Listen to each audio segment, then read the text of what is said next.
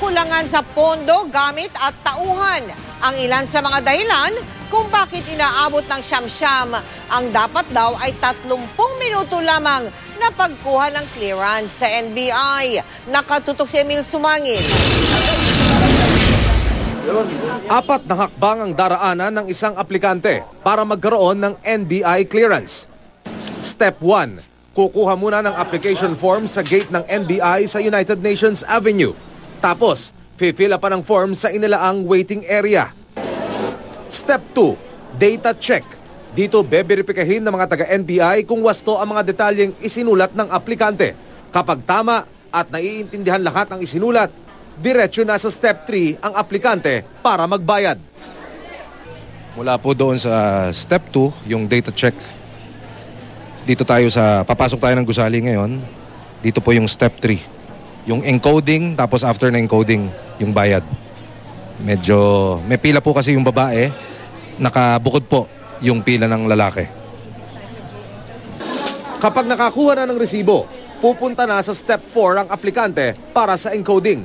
Kukunan ng litrato at biometrics ang aplikante. Sakaling walang hit o walang nakitang kapangalan ng aplikante o anumang criminal records mula sa NBI database, agad ding i-release dito ang NBI clearance. Humigit kumulang 30 minutes lang dapat ang tansya ng NBI sa prosesong ito. Pero sa nangyayari ngayon, mabilis na kung matapos mo ito ng mahigit 3 oras.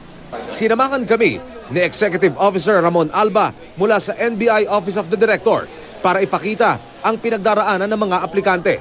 Sa aming obserbasyon at batay sa kanilang monitoring, sa unang step pa lang kung saan dinidistribute ang application form, nababalam na ang proseso dahil isang NBI employee lang ang inotorisang mamigay nito para matiyak raw na hindi mawawala o mananakaw ang dokumento. Ang problema lang nila, tinanggal nila yung ibang yung ibang branch kunwari sa mall. Binawasan nila. Kaya ang pila mula UN Avenue abot hanggang kanto ng Maria Orosa. Sa sobrang dami, mabagal. Okay. Ilang naman. Pero tuloy-tuloy naman. Maliit din daw ang kanilang espasyo. Kaya napupuno kagad yung area. Napupuno yung space. Kaya ino-hold ho namin dito yung mga tao. Isa pa sa nagpapabagal sa proseso ang pag-release ng resibo. Dahil hindi computerized, manu-manong finifill-upan ng mga taga-NBI ang resibo. Ayon sa NBI, pondo, kagamitan at karagdagan tauhan ng kanilang kailangan. Kulang pa raw sila ng 200 computer para matumbasan ang dagsa ng mga aplikante sa kada sasapit ng Enero at Pebrero ng taon. Panahon kung kailan nag-a-apply ng trabaho ang karamihan. Kahit na gano'n, natatapatan natin yung output ng dati nating service provider, hindi natin kakayanin ang volume ng ating clearance sa applicants araw-araw. Walang singit-singit. Dapat pantay-pantay tayo. Patas to. Emil Sumangil, Nakatutok, 24 Oras.